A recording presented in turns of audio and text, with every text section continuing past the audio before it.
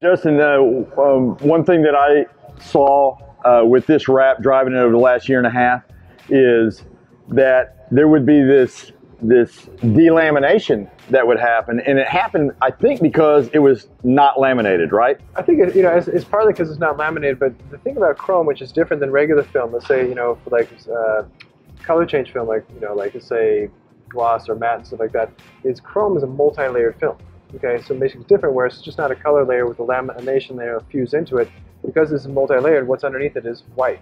So if this top layer gets worn out, it turns white, and then there's also a layer underneath it. So it makes it really interesting for me when I remove it. If you come here, watch, we can already see the layer. See how it tears a little bit? And you can see the white. So if I tear it, it has a white edge. And that just makes the material a little fragile, okay? Especially when it's coming off. I think once it's laminated, I think it's going to make removals easier.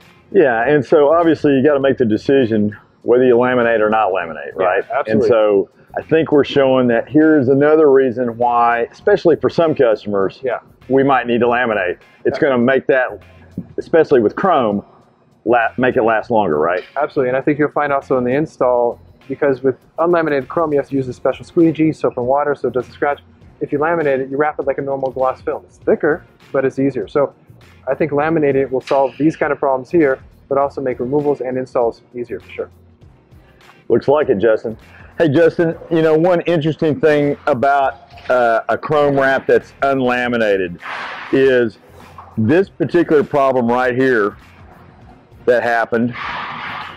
See how it went to white? Yeah.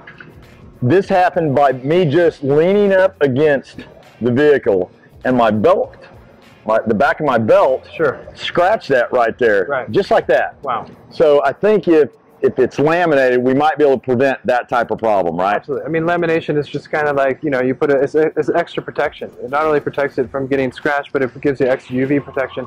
So for me, like paint chips, or in this case, a belt buckle or a belt, the back of the belt does this kind of stuff. And if you did this with lamination, it's obviously not going to go through because, chrome is multi-layered. Right now we're seeing white, okay, and that's a problem. So, but if it's laminated, we'd still see the color and it would still play. Right now it doesn't play because it changes the color.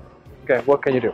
With this chrome, a lot of times, right after we install it, when it's laminated, it may not be quite as glossy as it's going to be in a few days. Isn't that right? I mean, that's true with any kind of lamination, stuff like that. So the lamination takes time to settle, the adhesive settles, and then you just got that clear flow. So I mean, and then the sun helps it also, right? The sun helps with the kind of any dull scratches, but for me, lamination, like when people do window perforation, there's always that haze comes out. No different than when you do chrome.